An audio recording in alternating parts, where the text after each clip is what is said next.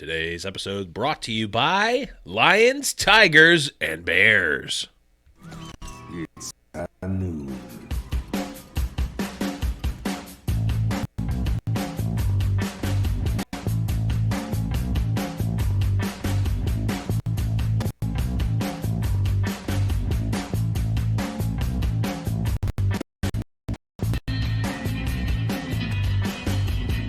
Hello, everyone, and welcome to High Noon Podcast, the competitive Overwatch podcast. I am your host, Blevins. With me, as always, is Deathblow. What's up, buddy? Oh, not too much. Just decking myself out in Blizzcon swag here. As we All are the officially swag, back. all Well the rested. time. Oh, yeah. Hold on. We can see my product placement in the background, maybe. Your one piece of merch. Oh, yeah. We can see my one piece of merch that I bought that I'm wearing. And then my product placement, Lucio O's in the background. Oh, yes, yes. We will certainly be talking about BlizzCon in just a bit. But let's talk about the wild world of High Noon Productions here. We had an episode episode of Around the Payload right before BlizzCon. It was a great return back. It is going to be coming back next week. And we're going to be on more of a consistent schedule because we're going to be getting all sorts of stuff because the preseason's probably starting sometime soon. Maybe we'll get more stuff. I don't know. As we get into the season, we'll be having more episodes of Around the Payload. So that's going to be great. What we've been doing, not necessarily as a replacement or even really any sort of fill-in, but I tested out the idea of actually doing some streams of Overwatch, actually playing Overwatch. I know, a novel idea. I know. No one believed it, especially me. Are you feeling okay, buddy? I know. I played some Overwatch. Had a lot of fun. We played some games. We had all sorts of celebrity guests. We had. I'm not even going to name everyone because I don't want to forget anyone. We had a lot of friends, former Around the Payload guests, High Noon Podcast staff. I think everyone has been on Around the Payload. So we had a lot of Around the Payload guests and friends of High Noon Productions there. So we're going to try to do those on Thursdays now. So just check in, twitch.tv/High Noon Podcast on Thursdays. And keep an eye out on the Twitter as well because we'll be tweeting that out and playing some Overwatch. And maybe we'll have Bob to play at that point. But we'll be talking more about that. And, of course, Blackwatch Report, the ever-vigilant rain, sleet, snow, or hail. You'll always get your Blackwatch Report mail. It's a shame they don't live in Buffalo because we've had all three of those things this week. That is true. We sure have. But let us move and talk about what we did last week, Death. It was BlizzCon. Your first BlizzCon. I was going to say, do you not remember? Did you forget already? I already forgot. Your first BlizzCon. Talk to us about it. Sure, going to go down in history as one of the worst BlizzCons ever, according to Reddit. But nonetheless, as somebody that was there and isn't morally opposed to mobile games, I had an absolute blast. Mm-hmm. I'm even, dare I say, in a public forum, excited for the Diablo mobile game. Same. Me and Blevins have no shit. Like, it got announced, and me and Blevins looked at each other like, well, that's more Diablo news than we dared anticipate. Yeah. And turns out, boy, were we the only ones that felt that way. But yeah, so had a great time. I mean, so much went wrong from the sake of like what I was hoping for going into it, in the sense that like when I bought the ticket, I was like, man, I really hope they announce Diablo 4. That would be super cool. Man, I hope the USA goes deep, at least makes it to the finals this time, just so I get to see them play since I'm gonna be there. Yeah. Yikes. didn't go that way. But that said, I mean, I had just had an absolute blast of a time. I went in, like I said, going into it, I didn't want to make plans. I didn't want to go, I need to be there to see this, because I just wanted to show up and do what I felt like doing and then have a good time with it. An absolute success from that perspective. Really, really just had a blast of a time. Got to meet so many people, like Blevins said earlier, with who showed up to the game night thing, or not the game night, but the ATP alumni stream. I am testing out some names, but I called it after the payload. I don't. It doesn't really make sense, but we'll see. But yeah, so it just had an absolute blast. Got to meet a ton of people. The one I am going to specifically shout out, not Rob, obviously, from Omnic Lab. Didn't get a chance to meet him at the grand finals like we did Andres Just so big shouts to Rob. Was an absolute blast. A very busy man with his shows in Hearthstone as well. Also, really other side of the world. Right. But I mean, just as far as like his time spent, he spent more time hanging out with us at BlizzCon than I thought he would, just because of how busy he is. So big shout outs and big thanks to Rob for hanging out with us there. Obviously, Bob and Mel and Andres we hang out with regularly when we go to these things. I say regularly. We've gone to 2 events and met up with you them have. now, but I've met with them more times than that. That's accurate. But so just had a really good time, hanging out with the usual suspects, meeting all the other podcasters that we hadn't got a chance to meet yet. Just like I said, I don't want to leave anybody out and forget, so I'm just going to err on the side of not naming individuals.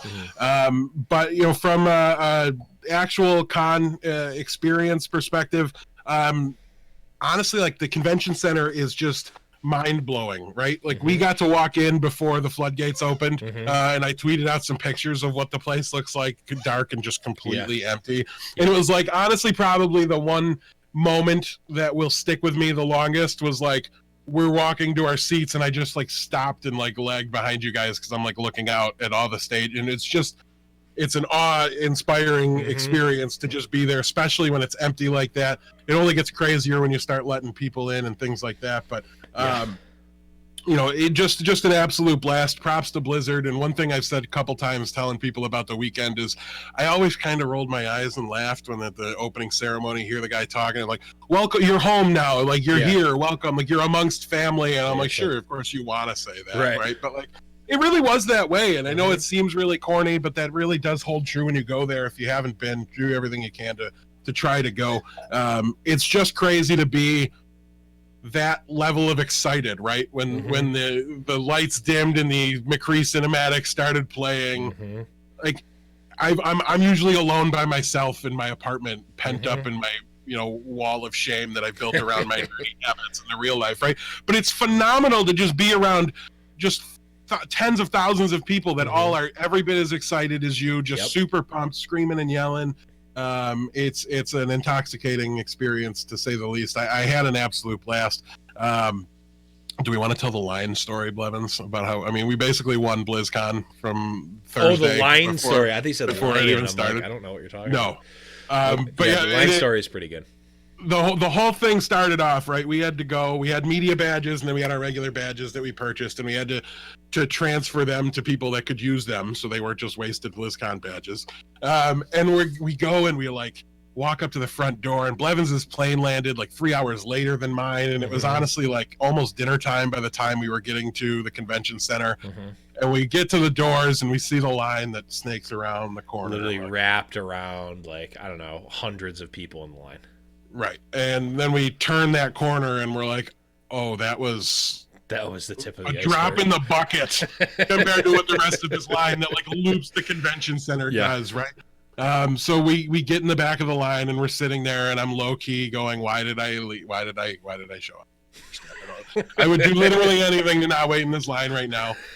And some guy walks up to us in a BlizzCon crew shirt and he goes, does this line seem too long to you guys? And I look at him and I'm like, sure does.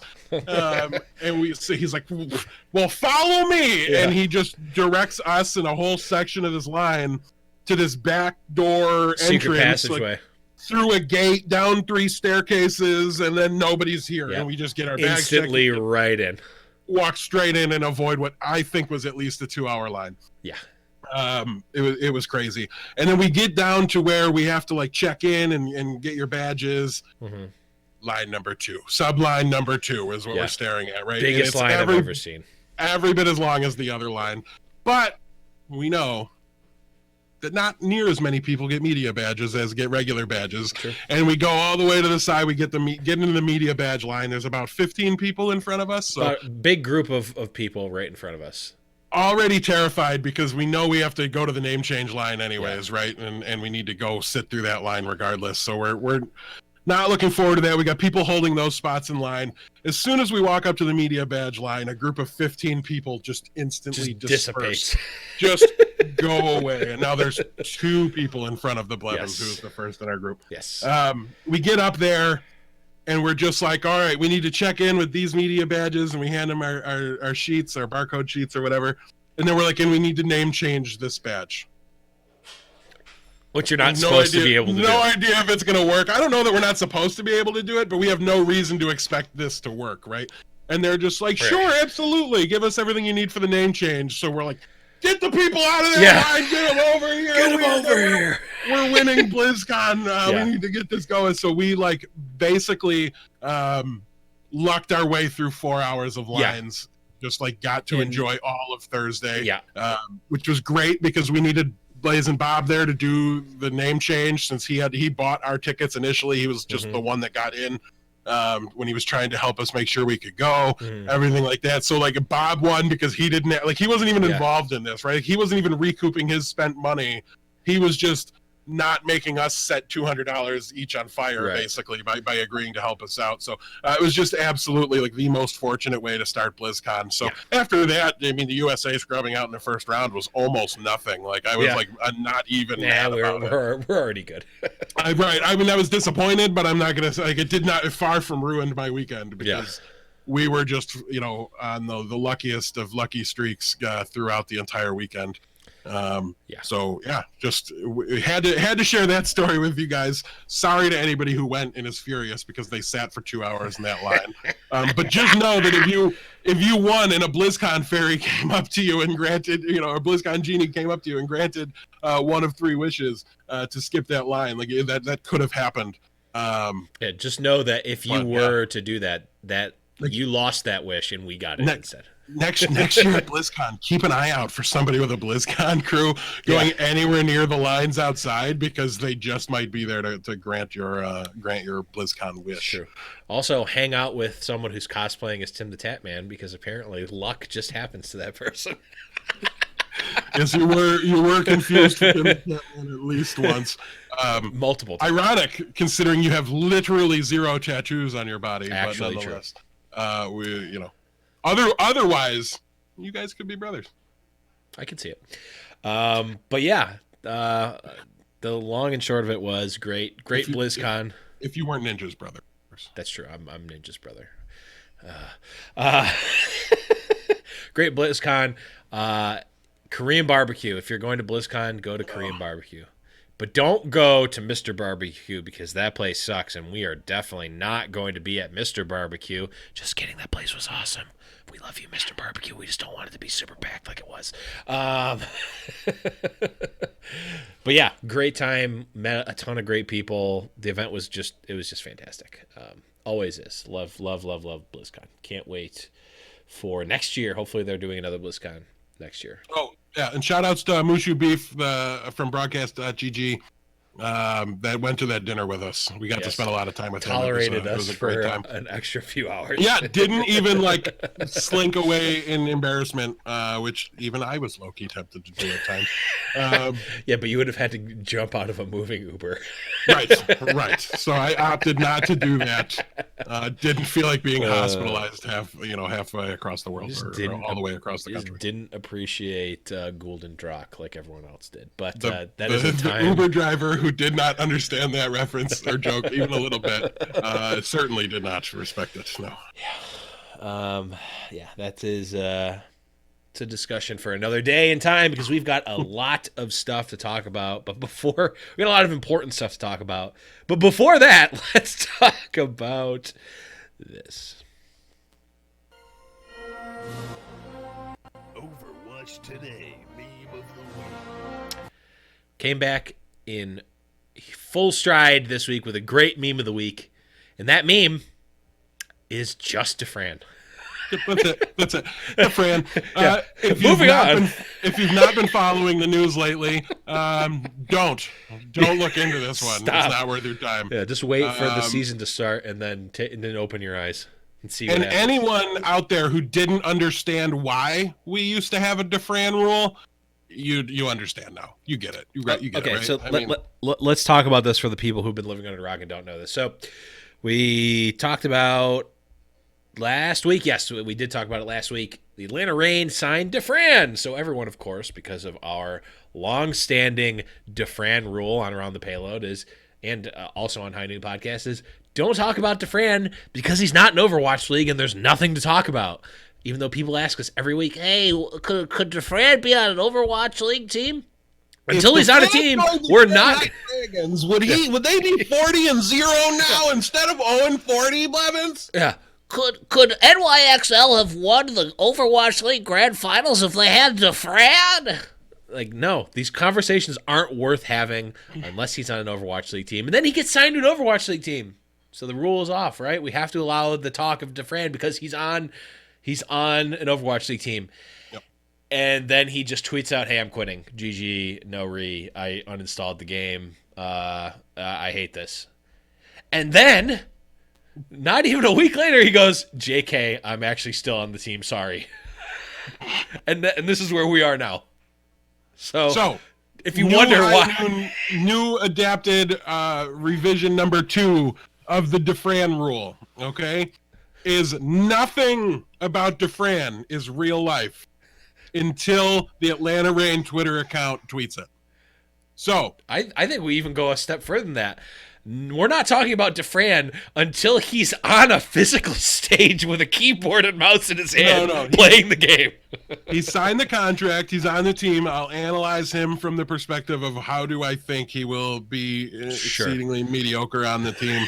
I will give you all of that analysis all day. I know you guys don't want to hear it, so that's why you're getting it. DeFran was one of the greatest players in the world on Selfless. Oh my God, Soldier 76 is so good! Selfless was the greatest team in the world. That hero's irrelevant. You can cut AKM too, but yeah. So we will continue to mention him as though he is on the team, and we will refuse to acknowledge any "I'm quitting" tweets, anything like that, until the team announces that he's no longer. If it doesn't come from the Atlanta Reign official Twitter or the Overwatch League official Twitter or Nate Nanzer himself, not talking about it. Although Monkey Prince brings up a great question of we should talk about how many more times DeFran will quit before the season starts. No, we're not even talking about that as much as I want to. We're not going to. I'm going to hold some restraint here. Okay, now on to some real stuff. It's news. All right, we're going to start off with the 3 new team brandings that we got announced. So we have the Guangzhou Charge, the Chengdu Hunters, and the Paris Eternal. So we've got the finger guns, we've got the pandas, and we've got the we've got Gatorade, pandas, and the chickens. The cocks, Blevins, the cocks. It's a rooster. It's not a chicken. They're the cocks. All right. That's the real thing. I'll let you that go is there. the official Overwatch League team of foul play, for anybody that's wondering. That is a scientific fact. Me and A. Smith are very excited about it. That's as far as my love for that particular brand goes. Listen, I totally get it. It's like the national animal of France or something like that.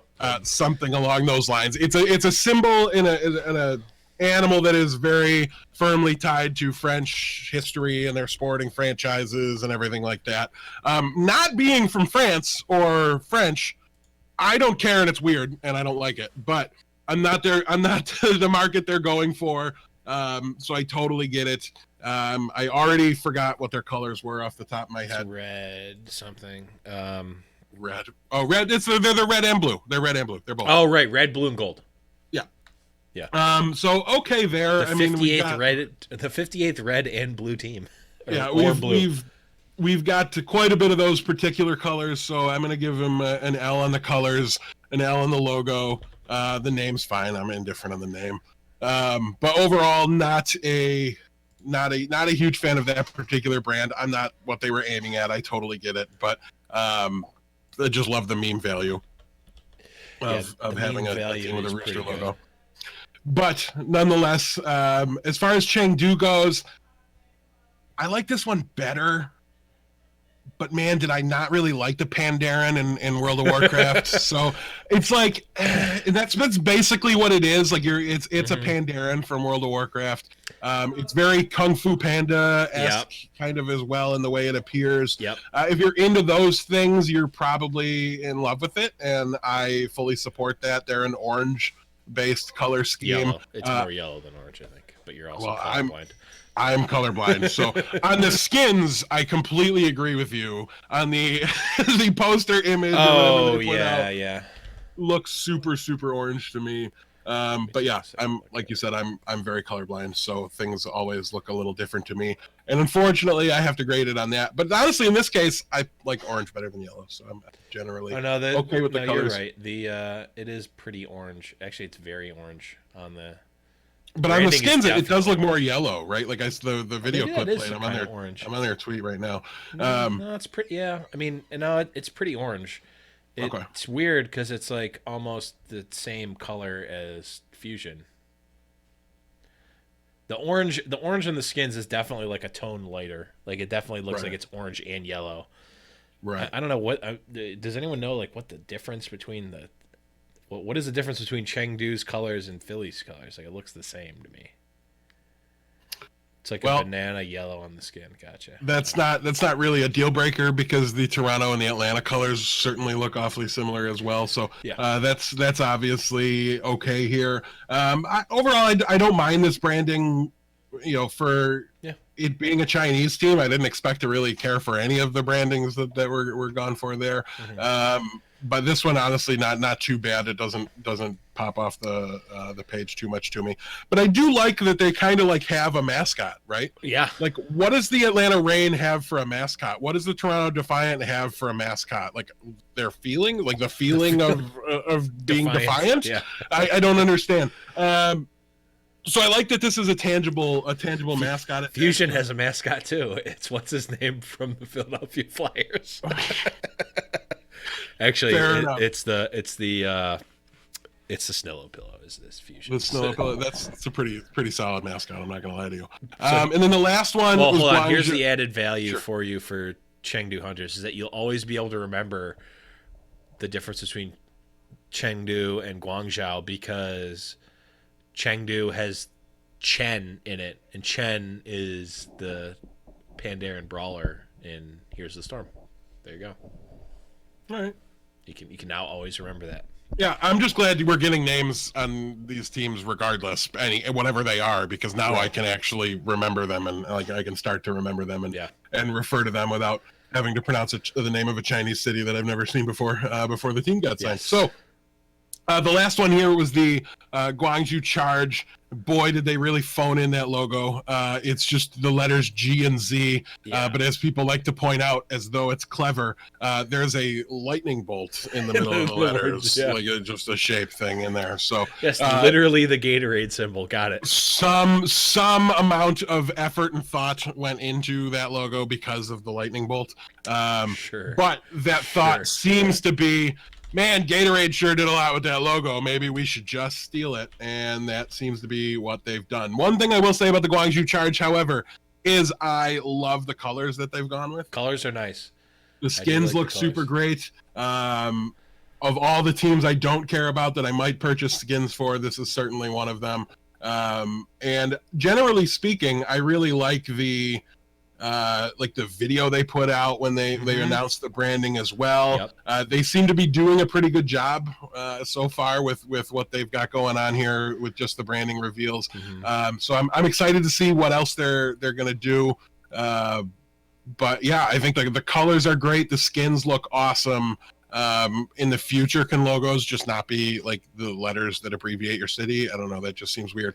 And now, I mean, I'm almost surprised I have that opinion looking at it, right? Because like I'm a San Francisco 49ers fan, and what is their logo if not the letters SF circled? New York Yankees, like, with a red background? Pretty much any New York team. So traditional sports, which I love, has this embedded into it, and so that's where they're, I think, getting that inspiration from. But just like compared to the other ones, I mean NYXL it's just does like, right?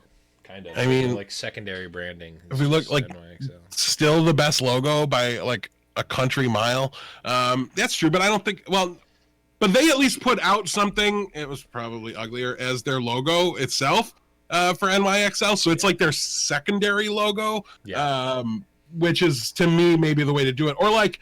Maybe put the NYXL into the weird crisscross pattern thing. Like maybe put it on there, and I don't know, that would have been, I think, a cooler way to do it. I'm very much so not a design major. You just don't get it, do you? Otherwise, I could have told them they stole the Gatorade logo, but nobody asked, so we'll just have to continue to mention it sporadically until, I don't know, they change it or something, but they're definitely not going to do that. Certainly not going to do So, that. Yeah. Yeah, I don't know. Very much Overall, I honestly, so far, I think my expectations are different for the branding now because we had season 1, and I was like, this is stupid. It doesn't make any sense. And now I expected stupid and it didn't make any sense. So now that I'm getting things that like at least half make sense or I half like, I'm like more tempted to just be like, hey, okay, good, not too bad. Yeah. So yeah, I don't know. I'm very. Most of the brandings have positives and negatives to me, except for Paris. But I was gonna say, I'm not seeing too much. But even them foul play. We at least have that small connection to them. And I expect, just like with literally every single brand from season 1, for these all to grow on me in time. Yep.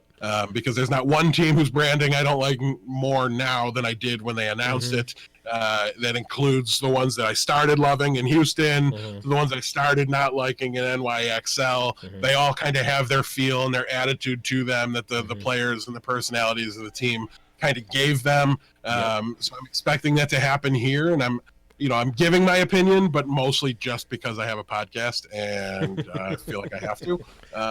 Overall, all these brands are fine, and we'll see how we grow to love them or grow to hate them accordingly, I suppose.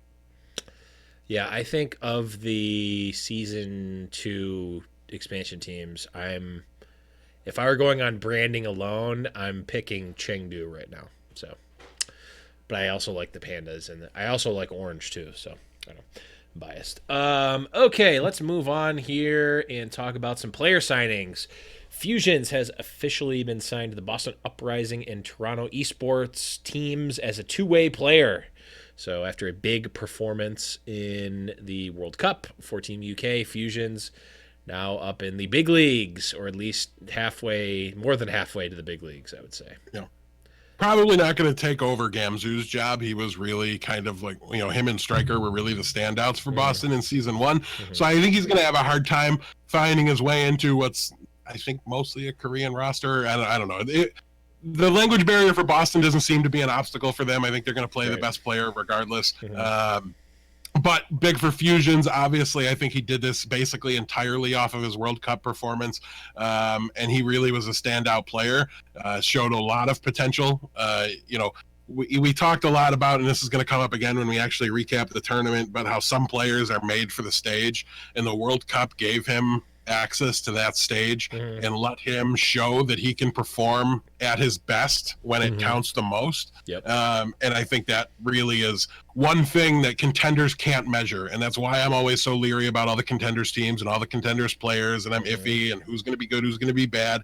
I feel like we're starting from scratch with a lot of them. But him, I have a little bit more confidence that maybe he'll be okay, because now we've seen him on that stage, compared him side by side, mechanical skill for mechanical skill with Overwatch League talent.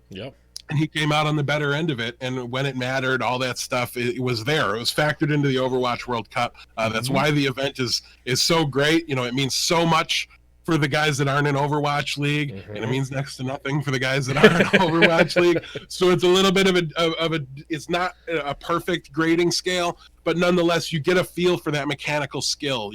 Can he stand up to a tank like Muma and not completely break down? Now we can say yes. Will he do it every time? I don't know. We can't answer that until it happens. But we know he at least has that in him now on the big stage to do that. And I think it's a big signing for Boston's future, if not for the immediate. I mean, the number of times we said, this guy has the biggest brain I've ever seen in a game of Overwatch was nonstop. He had 900 IQ that weekend, yeah. His shatters, his knowing exactly when and where to shield perfectly to stop their shatter, to stop their Diva Bomb, in vertically, it was just, man, when he shattered, shattered under the payload, and it was the death knell for USA, but we'll talk more about that in a second. Boston Uprising have also called up Color Hex, who's the DPS, and Axiom, who is a tank player from Toronto Esports, which was obviously their academy team. So Boston making some moves in this offseason. Not, I mean, I guess technically Fusions was a cross-team move because Fusions was on the British Hurricane, so it went from the farm system of the London Spitfire, although it's really a stretch to call that the farm system of the London Spitfire considering the makeup of their main roster, but jumped orgs technically. And now Boston, I mean, it kind of makes sense, right? Boston started out as kind of that Moneyball team. We're going to grow our talent. We're going to get the best value talent. I mean, Huck even talked about that in some interviews over the controversy that was kind of going on with him internally and the rest of the team, where, he was like, hey, we got the players we got unknown players who weren't getting other tryouts. We got them at a price that was fair at the time, and we developed them into the great players that we've saw in season 1. Yeah. And it seems like they're continuing to do that, and it makes a lot of sense. Color Hex and Axiom, not A-list celebrities breaking the bank necessarily, I don't think. So Boston continuing that kind of that policy for them. Yeah, and the one thing I will say about the combination of all 3 of these players signing is that now they have 3 main tank players on their roster, and I don't think they have an off tank. So it's going to be a little interesting to see what happens here.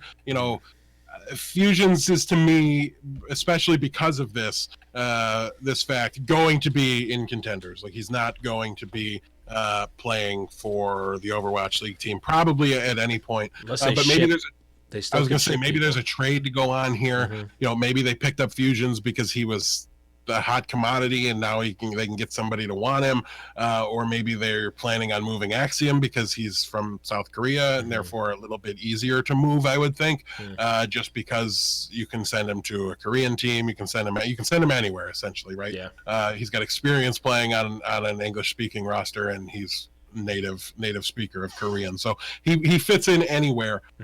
So we'll have to wait and see exactly what they do here. I do think Color Hex has the opportunity to actually be a significant addition here and to do some work. So when they added Blase, I remember pointing out, who's going to really Widowmaker for these guys? I don't know that they found that person yet. That's what Color Hex does. He's Widowmaker, he's Farah. So he's a little bit of that flex DPS, and now I think we've got our 3 between Blase, Color Hex, and Striker that will kind of serve as the DPS rotation for this team. Probably whenever possible, it's going to be mostly Striker and Blase. So we'll see exactly how this plays out. But I do think Color Hex, because of his hero pool, because of his tendency towards Widowmaker, I think depending on the meta, could end up being a very, very pivotal player for Boston. Yeah, really going to be interested to see how Boston fares. They had really high ups. They were the only team to go undefeated in a single season, or a single stage rather. But they also had some incredible lows as well.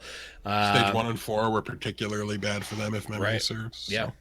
They also had some great upsets even when they weren't at the top of their game. I think they were the first team to beat London, if I recall correctly. They're definitely the first non-full Korean team to beat London. So I'm pretty sure Houston never lost to them and played against them week 1 or week 2 every single stage, I think. So I don't know if that's true. I don't think they played against them stage 1 week 1. Maybe they did. No, I don't Boston remember. Was really bad to open the season. Yeah, I don't know about that, but something happened. They definitely beat them. They had big swings. They were the swingiest team in the. For sure, they would definitely. So it's gonna be interesting to see if they can take that same sort of formula with these not necessarily superstar players and really turn them into something. But moving on here, we move and talk about NYXL, who has signed, of course, none other than.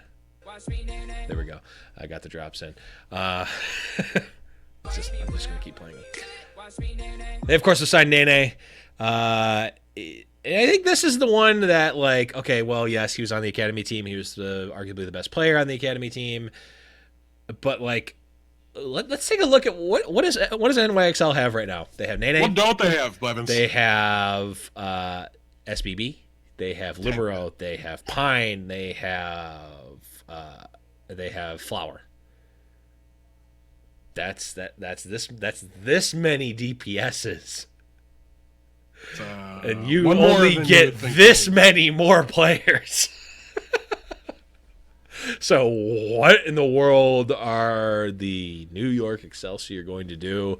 Are we going to see some player movements? Are we going to see Pine or SBB or someone shipped around? Or is it just going to be, okay, Pine plays exactly this map, Flower plays this map, Nene plays this map, SBB plays this map? Like, what are we going to see here? Yeah.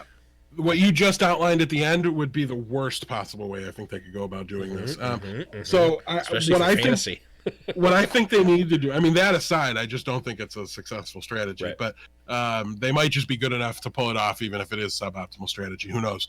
But so Nene obviously belongs here. We've talked a lot about him as we were discussing who should get signed, who might get signed. He was a key player in our draft that we did, for the expansion teams, everything like that. The only problem here is that, like, when are you ever going to play this guy when you have to then bench Pine or Libero or SBB or maybe to a lesser extent Flower, because it's like Nene outperformed Flower in contenders, and I've mentioned this a bunch. I don't think Flower was trying in contenders. I think he was just there for the Pog champs, and just kind of as like a token guy. Hey, we're using him. You can't say we're not using him. Look at how much we're using him. Yeah. And then he's technically on the roster. Scrims come around and he's in a conference call and like phoning into the NYXL meeting going on in LA and like not actually scrimming with XL2. I do think that's what happened there. Bare Hands never left any doubt in my mind after we talked to him and asked him about Flower that signing would happen. But yeah, Nene is he's too much. I don't see a reason for 5. So now it becomes a conversation of who are we trading? And who should they trade? Probably Pine. Sorry, NYXL fans. I know he's super Pog champ and I know he's super hype. His positioning is terrible. He's going to go cold on a map at some point, and his terrible positioning is going to get caught out, and you're going to lose a map because of him. You might win 3 of them as a result, but like when you can just play a player that positions himself well and can still pop off and win you a team fight, and maybe doesn't lose you a team fight because of his bad positioning, that seems better to me, and that seems to be exactly what Libero and SBB bring to the table very specifically. So I really think they should ship one of these guys out. If nothing else, Nene is too talented to like be riding the bench or anything like that. We don't have any indication that this is a 2-way contract on any of these guys. So I think it's going to be really, really interesting. Unless we find out that one of them is moving to a 2-way contract, I think it's going to be really interesting to keep an eye on this to know exactly what's going to be happening. But I could very easily see an expansion team. Some of those teams are going to struggle. They have to know that and recognize that, right? That it's going to be so. What if to like build your fan base, you just went and got PogChamp Pine and signed him to your team so that at least you're in the High Noon Podcast top 10 plays of the week every single week. Whether you're in the stage playoffs or not is a different story. Like there's other ways to win fan bases, and I think signing a Pine or somebody like that could definitely do that. He's just so exciting to watch as a player. Even before the match starts, right? Just like when he's subbing in, you're like, this is it. We like to make the Undertaker meme, everything like that. So yeah, I'm looking for a trade here from NYXL. I don't think there's a way to effectively use 5 DPS players that are this talented. I think you do kind of all of them a disservice. And to everybody saying Nene is going to off-tank, stop it right now. It's not going to happen. He didn't stand out in contenders and use his DPS play to get himself into Overwatch League just to immediately back up Meko, who will definitely not see any playing time over. Like, I just can't see that happening. I know he's done it in the past. Stop predicting role switches. Those are done out of necessity when Seoul feels that they have no alternative but to put Jaehong onto Winston. When Dallas literally loses like all ability to field an off-tank player, they have to put C. You know what I mean? Like that's what's going to force these guys. It did work out. Like I'm not saying it can't work for these guys to change roles. I'm saying predicting it is a fool's errand. Predicting and just not predict. And if it happens, analyze it. Predicting him to play over Meko, who's like arguably the best off tank. At worst, a top 3 off tank. Right. Why would you predict that to happen? And the whole maybe he'll need a break at some point. Well, he didn't in season 1. Okay, so But now almost they're half having the to games. play half the games, and he's going to have bye weeks in the middle of the stage and things like that. So I think it's pretty safe to say he's going to hold up just fine in season 2 Right. as things get easier. And for the people that say, oh, well, he's going to need a break, keep in mind, if you watch the NYXL player videos that they did on their official channel, definitely check those out. They're very interesting. Meko plays 8 hours of deathmatch before on game days. So just keep that in mind when you say, oh, maybe he'll need a break. Come on, bro. A break for him is 16 hours of deathmatch instead of he could 8 just hours of deathmatch and 8 hours of real match. That's going to be a no from me, dog. So definitely a very interesting signing. I mean, I think if the level 1 was like, oh, he's on the NYXL Academy team, he's obviously going to go to NYXL. But then when you really think about it, it's like, well, he doesn't fit on the team. Now he's on the team. Right. How does this work out? So yeah, and it doesn't have to be it doesn't. We could be completely wrong. They could shuffle 5 DPS players, be phenomenal, and win. Maybe 5 DPS is meta. Maybe could they be. actually play 5 DPS players. No, right. We don't know. Just there's So 6 5 hit DPS 6 hit scan players. no, Season it'd 1. be 5 hit scan players and a Zenyatta, obviously, because you're not Well, playing Jonak. Come on, bro. Yeah, you're not gonna not do that. But Yeah. So but listen, I think the most easy to track thing here is that there's some sort of trade in the works here with New York. I'm really kind of looking for that to happen here. Otherwise, I think, listen, and even if they just bench him, it could be a good move from the sense of like, none of you guys have Nene. I just don't want to see that because I want the best talent to Right, I wanna see distribute around Nene all play. the teams. I want to see Nene play. So I'm booing them from that perspective. But Watch if I was a GM of a team and I had a standout player like that on my academy team and I didn't need him, it's not my job as the GM of an Overwatch League team to oversee this guy's career and make sure he reaches his peak potential. It's my It's the job to agent's field a job. team to win championships. Okay, and that's the way the GMs and the teams should be thinking about it. And that might mean on occasion stashing a player on your bench just to keep him away from people. I had the same thought when Houston signed Fact Fiction. I was like, yes! Now Florida doesn't get him, and I don't have to make lose to Florida. That's not necessarily the wrong way to look at it. But it's not what I'm rooting for as a fan of Overwatch League and somebody that's only kind of a fan of NYXL. Like I'm okay with them sending competition to other teams if it means a better product. I'm not rooting for NYXL hard enough to not want that to happen. Maybe. I mean, we have the connection with Wizard at DC. We don't know the DC roster yet. Could happen. Could definitely happen. Easy. All right, let's move on here. RCK has joined the Dallas Fuel. Yeah. What do we know about RCK? He's formerly from Gigante.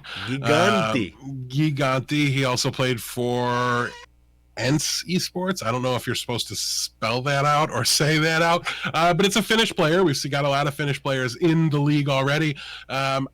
Listen, this one doesn't excite me, but this is also one that I think could really pan out, right? Because I think European contenders this past season was kind of bland, and there's got to be talent there. That's where, I mean, look at Fusions. We saw him pan out, and I wouldn't have been excited about him prior to the World Cup either. So I don't want to write this one off, but overall, looking at it, it's not one that's going to really change my mind about what this team is until I see him change what this team is, and I see this team start to turn around with him as a focal point for it. So plenty of potential here. I'm not saying anything bad about him. Truth be told, I haven't seen a ton of the guy play.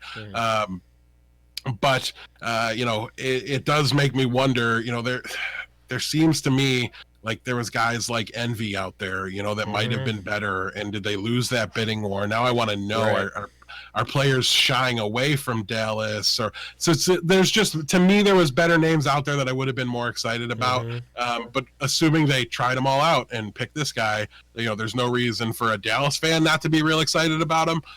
But as a disinterested observer on the outside, I'm like still kind of skeptical. I'm not sold that this is the best possible player they could have gotten. But I'm open to the idea that that's true, and I'm willing to let him prove it. I mean, with the signing of Giganti players, the only thing I'm worried about is if they'll be finished before the season starts. I'm done. Let's move on. It's not as bad as the joke I told on Around the Payload. Definitely check that one out if you haven't heard it already. Moving on. Toronto Defiant have picked up Lycan, formerly known as Yakpung, and Aid. What do we know about these players, Death? Not a lot off the top of my head here. I'm not even sure. Pretty par for the course for Toronto. Okay. Yeah. Okay. I mean, so Lycan is a main tank player. He comes from O2 Ardiant, who I'm probably still pronouncing their name incorrectly. So yeah, he's going to be their main tank. Did they announce a main tank already? I'm like blanking. Everything that happened before BlizzCon is like lumped together in a pool that I can't. They had a main 6 that I thought was 222, but maybe not. I can barely remember. Yeah, everything before BlizzCon was kind of okay. So what we know of their roster now, we have 6 players, and it's Envy, it's Neko, it's Ivy, and Stellar. Those are the 4 we knew beforehand. So Yakpung is their first main tank, so I think we can assume he's going to be their starter. Okay. And he is playing with Aid, who comes from, if I remember correctly, he was last seen on the Outlaws Academy team, GGEA. But he is a South Korean player as well. Let me look him up real fast here. Should just away. GGEA. He also played for Rocks Orcas and GC Busan in the past. So been around a little bit for sure. Decent pedigree for sure. Yeah. I've got not a lot of experience watching this particular player. Notably, it's not a, let's see here. Oh, he's a support. Did they need a support? They did. Okay, all they had was Neko. So, this will be their main support. This will be their Lucio Mercy player. Can he not die? That's what I need from a main support right now. Like, can he not die? But your boy Neptuno, though. That would be great. I mean, Neptuno doesn't die. He while not dying, he does more than not die. Yeah. I have no reason to think he's going to become the best Mercy player in the league, but I have no reason to think he can't either. So, but yeah, we're starting to kind of fill out the Toronto team. Everybody's Korean so far. I think it's safe to say the next 2 will probably be Korean as well.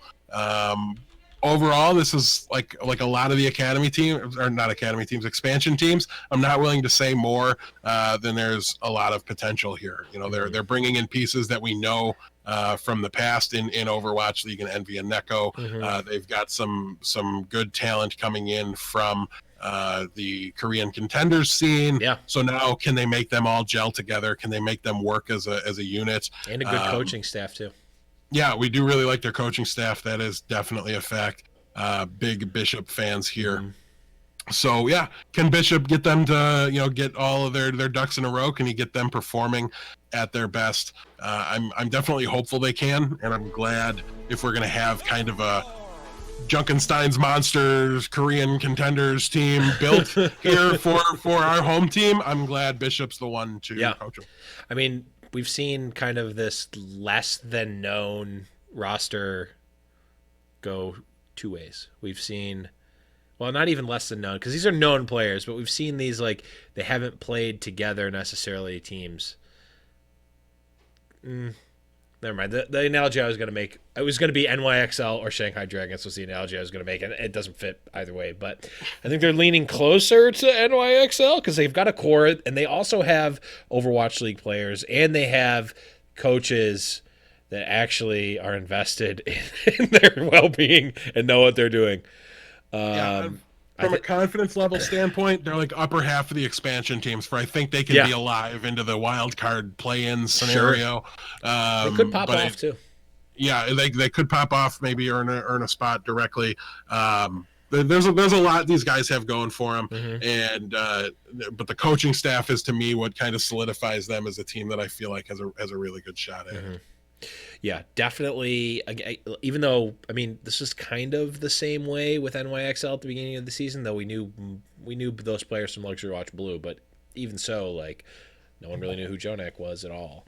No one. We also didn't cover the Korean Right. scene closely at that time, Right. but we had Monkey more Prince and free A. Smith time. knew, but we didn't. We had more free time to like peek in occasionally, right? There was Right. now the farther we get away from the start of Overwatch, like I become farther and farther removed from. O2 Ardiant, the first time I heard them was at the launch party for Toronto Defiance. So I'm just going to be completely transparent about that. So the relative unknownedness of it is a little bit exciting, also kind of terrifying, as I'm wearing a Toronto Defiant hat right now. It's a little bit terrifying to think that maybe they're not going to be as strong as I want them to be, but also they could, they look on paper, they look decent, and they have the potential to pop off for sure. It's certainly going to be a different experience for you in season 2 instead of like, I'm going to accidentally pick the correct team going into it and ride that wave from week 1 till the playoffs started. But I will take a hard fought, not as pretty championship over the complete just walk in the park up until stage 4 and then just complete nosedive. I'll take them. I don't know though, Blevins, because our European fans don't think the playoffs matter, and they think NYXL won the league season 1 anyways. I agree with them. Actually, they're correct. You should have switched hats before you said it. Whoop. Okay, so yeah, we'll definitely be covering all of this stuff in more detail as the season progresses. Last bit of news here we have Levi has joined the Shanghai Dragons as an assistant coach. Do we know anything about Levi? I don't. Okay. Well, more coaching staff for Shanghai Dragons has got to be a good thing, right?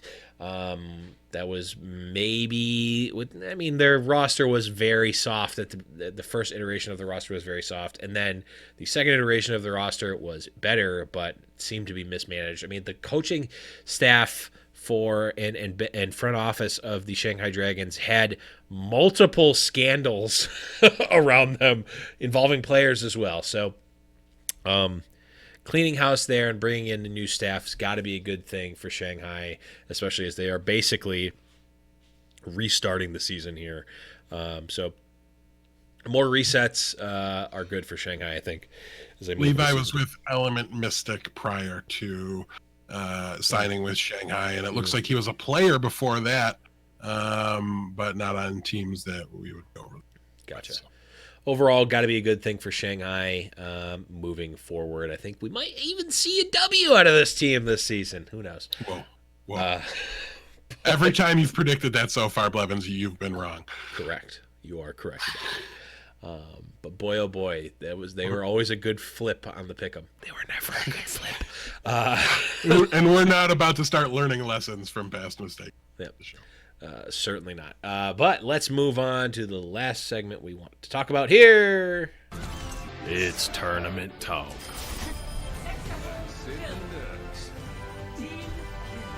I lied. Probably second to last segment here. But we're going to quickly wrap up the Overwatch World Cup. Talk about a couple of key points here from the World Cup.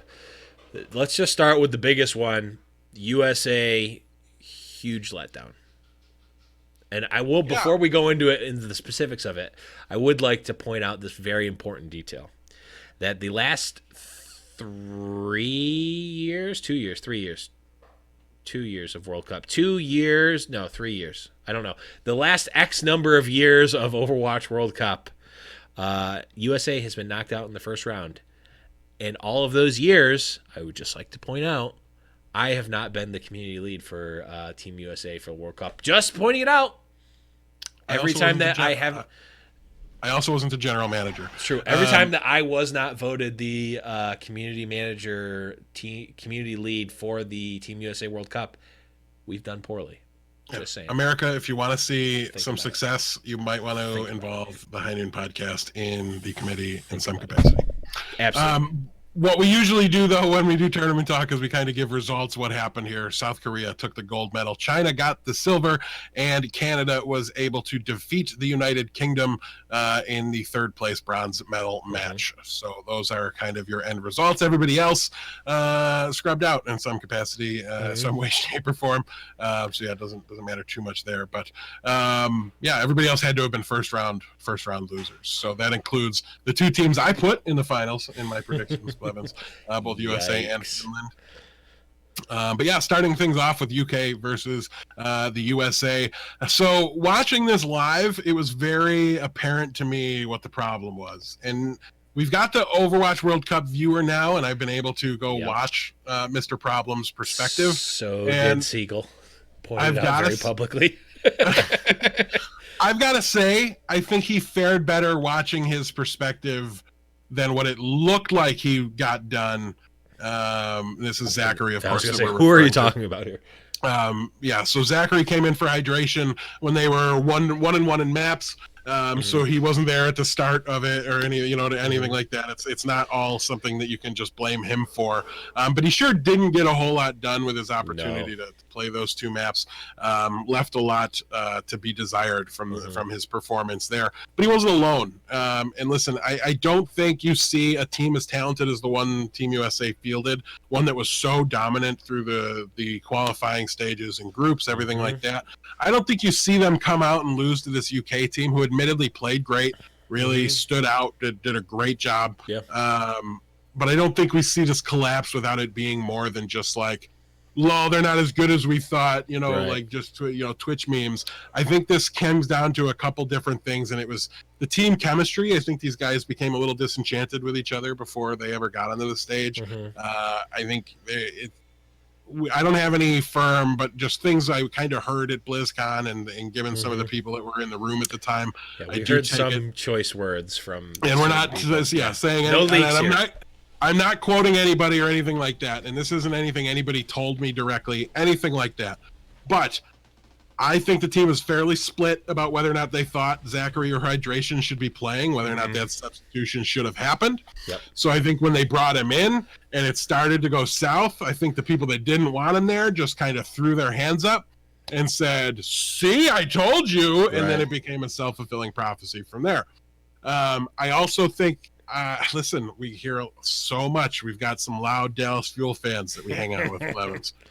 I heard so much about the great Arrow and his coaching abilities and how he single-handedly saved the Dallas Fuel from in stage 4 and brought them into relevance and into a stage playoff and everything like that. And they did do that, but maybe I'm wondering now, was it Mickey that saved them? Right? Was his break play just actually that much better than everybody else's? And maybe that's why they got there. I don't know. And you can't.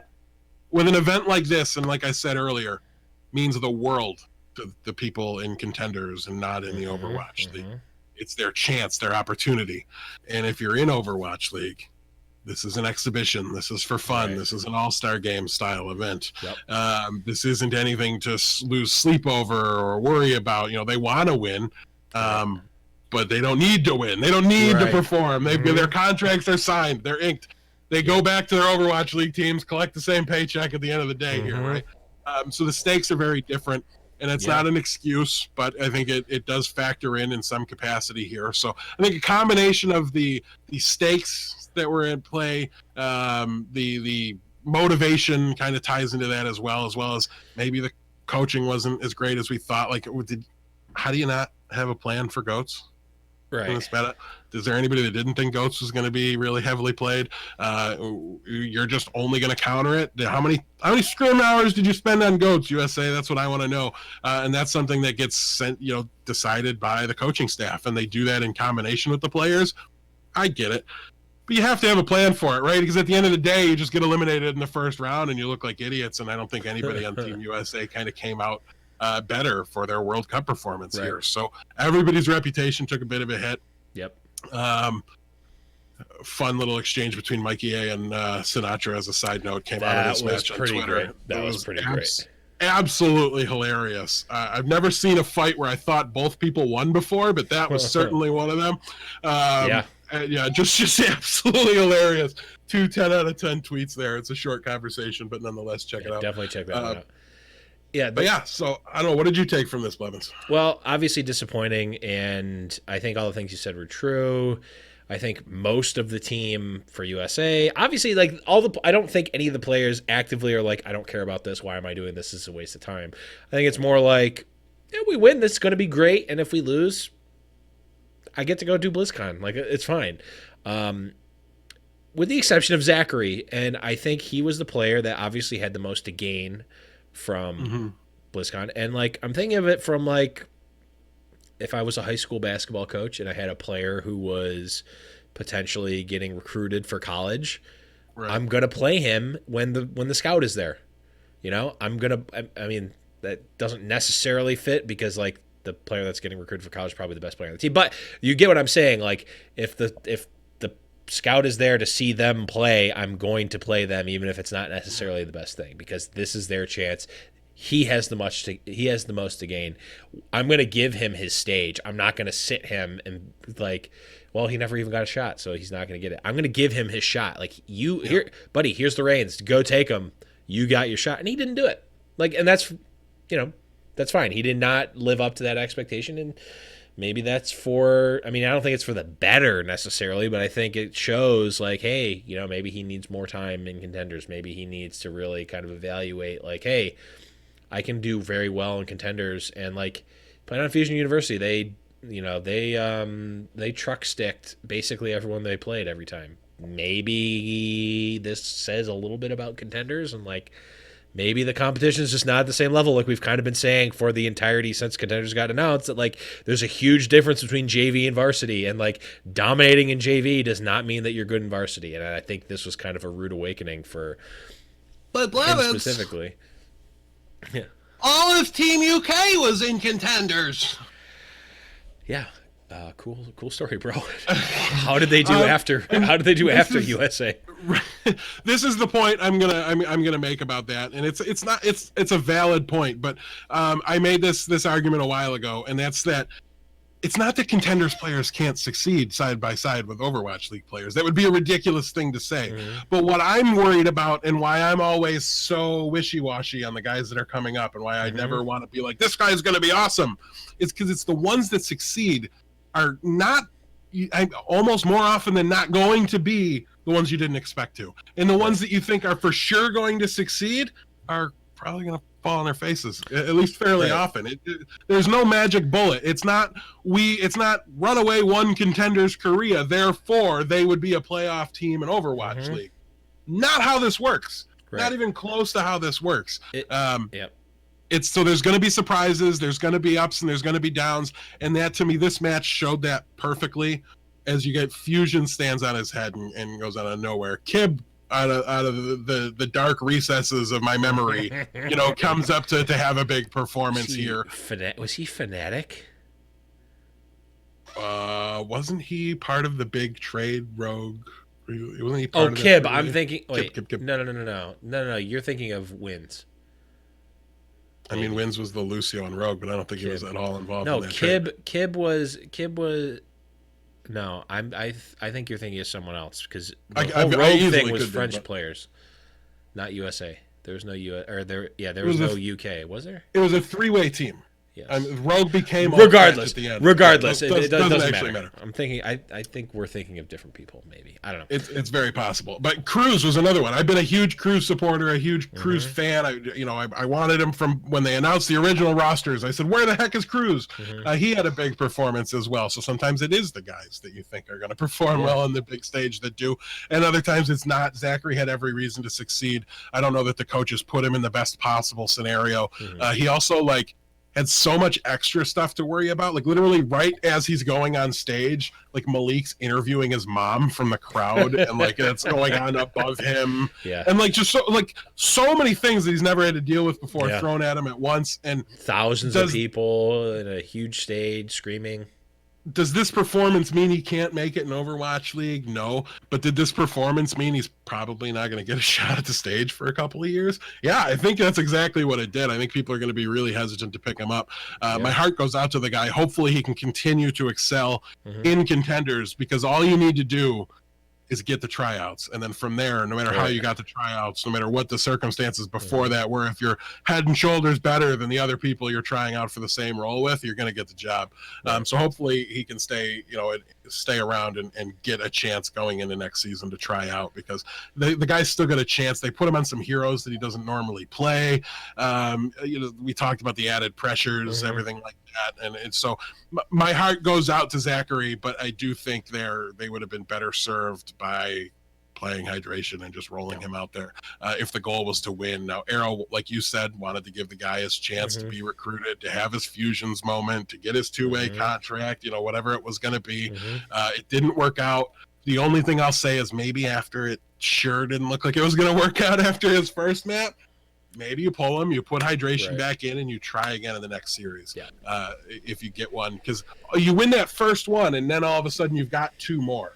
Right. Like, and then maybe if you lose in the top four, right, you lose against South Korea, and you're going into the third place match. Maybe you just go, we weren't here for bronze. We're not interested in bronze, so let's just roll Zachary for 4 maps and see what happens. And with less pressure, with all that stuff, I think it would have been.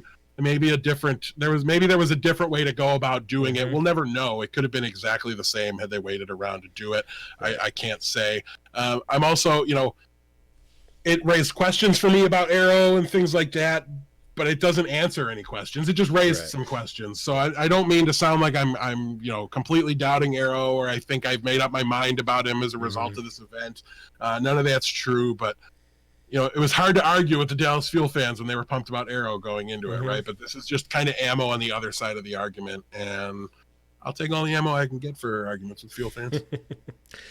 Last thing I want to talk about here, because we're running out of time for the World Cup wrap-up, was just South Korea. Like, man, they didn't look even close to touchable this entire playoff stage. Well, I will say UK gave them a bit of a run for their money. That top 4 match was 2-0. They played 4 maps. Yeah, so 2 of those maps got drawn, and they went late. I don't think they were untouchable. 2-1, I think. I'm looking at it right now. Is it 2? Okay. Yeah. Because it was, it was 2-0. It was 1-0 after like 3 maps going into the final map, I think is what it was. It was a really weird score to look at the entire time. But, so it was just... They were mechanically the best team, right? Yeah. USA didn't touch them. It was about like their practice time, right? We heard a lot about that, and I don't necessarily think any of that was wrong, but I think the only team with the chance to kind of mechanically stand toe to toe with them, well, there was 2, maybe 3. That was USA, Finland, and maybe China, and I think we got our answer on China. Yep. That was a hard no. It was a no. They did well. I mean, China had a very good event. They did. Not disparaging them, but it just didn't quite stack up to South Korea with each team kind of, no matter who you were here, you had limited scrim time, right? Nobody got to do as much as they wanted, I'm sure. But so South Korea did win it, but I think the team that had the chance mechanically to be able to beat them didn't bring the teamwork, their A game, and fell out in the round before that. So once the USA was out, and then definitely once Finland was out as well, to me it was they got it. Done and dusted. Yeah, I didn't expect any other outcome. I did hope and root for another outcome from my seat in the arena. I just didn't quite get there. So, but props to them. I mean, they were the team that was chock full, top to bottom. That was your Overwatch League all-star team right there. I mean, there was nobody there that wasn't an absolute standout performer for their Overwatch League team, and they walked in as the favorites, walked out as the favorites, listen, but I do think it's close, right? I think if UK can fight them like they did, I don't think there's any reason to expect them to be untouchable. But I will say there's only a couple countries that are physically capable right now of fielding rosters that can do it. It's gonna probably be like the same 3 the entire time, unless France really takes off or something like that. I think they've got potential down the line. I think Canada's 1 or 2 players at a couple of positions. I don't want to call anybody out in particular away from being very, very close to that. So maybe somebody else can develop as a contender. But at least the way I see it, even going into next year, it's can the USA, can Finland, or can China upset South Korea, and nobody else can. So Yeah, I mean, definitely nice. Oh, okay, I'm going to rephrase that. It was encouraging to see Korea not be 100% dominant. Now, they were very, very good, but looked beatable, which is not the case in previous years. So last year was like kind of almost close to beatable, but not really. And the year before that was absolutely 100% not. And had Finland just held on for like 3 seconds longer on that cough map in the qualifiers, South Korea could have been coming in the 2 seed, and it could have been a completely different tournament. You just never know. But yeah, they definitely showed gaps in the armor, chinks in the armor that are exploitable. And I think, you know, it's a matter of time. It could be another 2 years before we see them get beaten in the World Cup. But again, I've mentioned this in the past when we've talked about it, they're the only country of the 8 that showed up that built their team and voted for their committee and everything with the sole expressed consent of dominating the World Cup and winning the entire thing. They're the only ones that do it like that. So maybe if we really want to, USA, send a message when you're voting for your committee next year. Only put the most serious candidates in. Only put your High Noon podcast hosts into the committee. Because I can tell you, if me and Blevins were in control of it, it would have been maybe not a very different team. It would have been a little bit different. But Zachary wouldn't have been on it. That's all I'm saying. Also, we would be running a tight ship. It's suit and ties everywhere. It's except for us. We're in no. Well, with the Bob shirts underneath, man. I'm not wearing a suit and tie, so don't vote me in. Suit and ties everywhere. I'm wearing a 5-piece suit. I don't even know if that's a real thing. I'll be backstage with Jane guzzling maple syrup bottles. I mean, I'll have the maple syrup flask with me. Don't worry. But let's move on here and talk about the last thing that we want to. Brand new hero, Bob. Or Ash. I mean, I guess Ash is technically the character, but it's Bob who we care about. Let me show you my Bob. Okay, got those stupid jokes out. But yes, we have a brand new DPS hero, Ash, who is kind of like McCree and Widowmaker-ish. Has a cool alt, which is Bob. Initial impressions, Death. What do you think? Are we gonna see her? Is she good, bad, usable? Yeah. I think it's a Goat's answer, low key, right? I think it's meant to. Her kit is very good at dealing with specific heroes, right? She's hit scan. So I think, and I talked about if the game was getting a DPS hero, I think it should be hit scan. That's what it needs. It's been a while. So it's great to see. Rip all Soldier 76 means you're now completely irrelevant.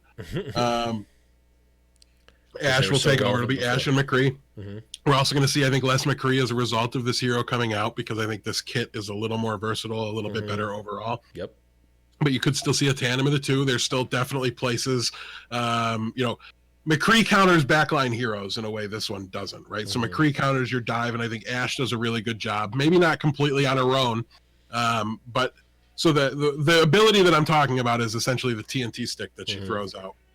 And then you can detonate it by shooting it, and it does a large area of effect, damage over time effect that takes for quite a bit of damage. So when you're looking at a comp like Goats, everybody's very grouped up. They're behind your Reinhardt shield, so you just loft the TNT over the top. You detonate it. Everybody's burning. Now your Ana comes in, throws a grenade. Everybody's grouped up still. So now there's multiple things. It's area of effect denial, which I think is very good against your Goat style compositions. It's not your traditional counter, your Reaper, like I shred tanks hero. Your Junkrats, things like that. So maybe you see like Junkrat Ash to counter dive, because now you've got that kind of combination of AoE effects. You mean counter Goats?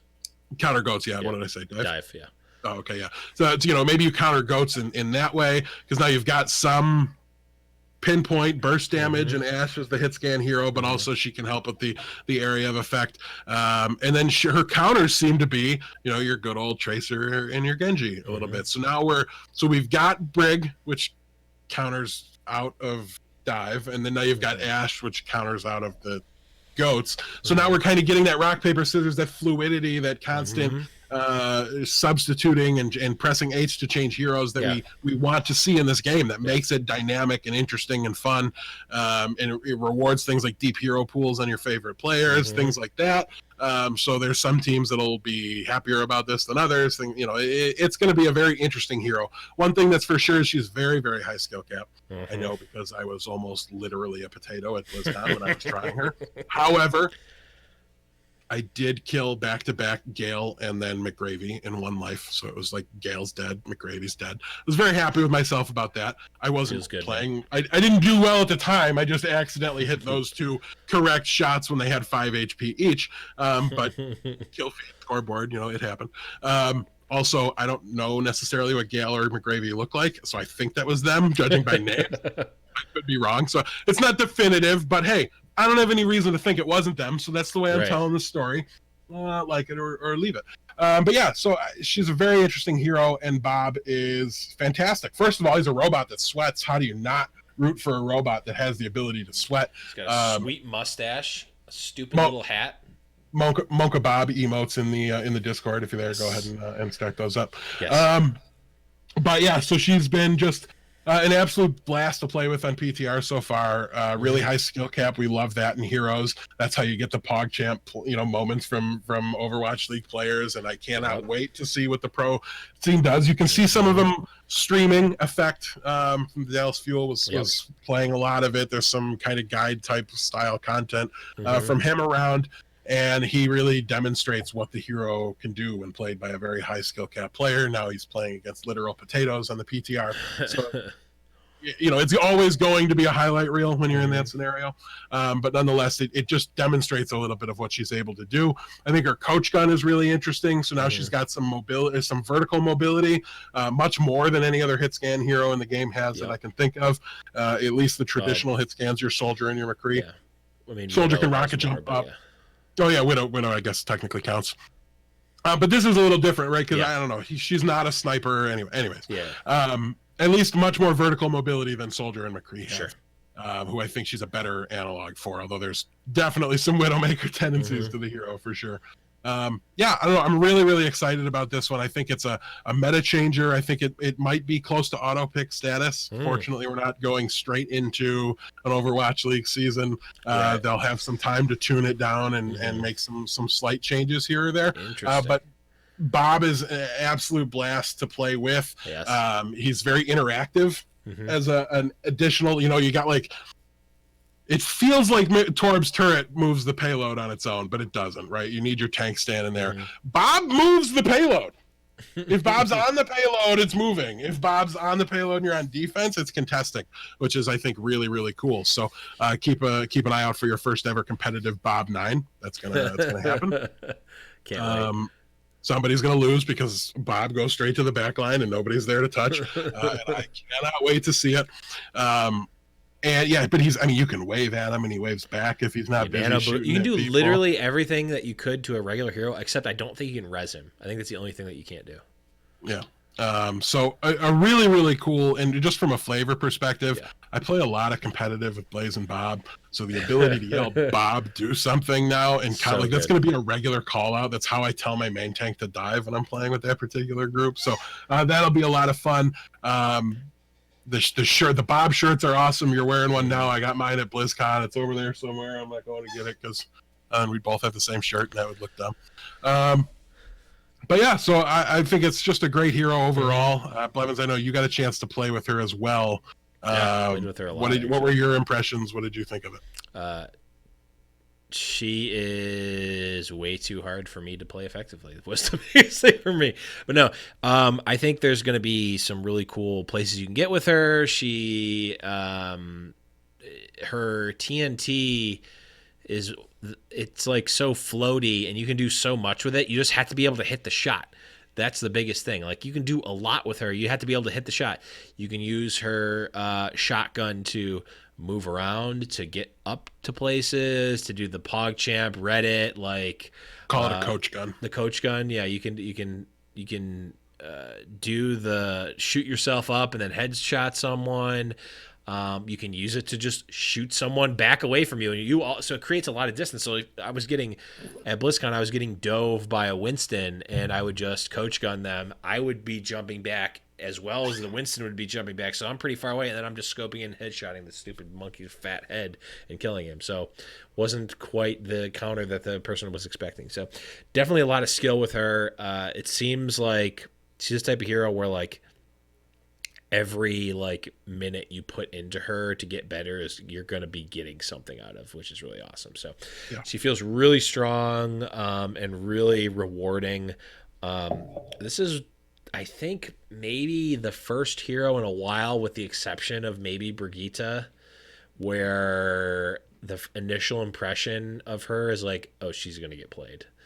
Like Anna, it was like, it took a while, and then they found out she was broken, and they tuned her down, and like Doomfist, like no one played, and then was broken, and then yeah, they like buffed Doomfist. Yeah, they buffed him up too much, yeah. If I remember correctly. Yeah. This just seems like, oh yeah, she's probably getting played. Maybe that's just the nature of her. Like, she's a very high skill cap hero, but her kit is very simplistic.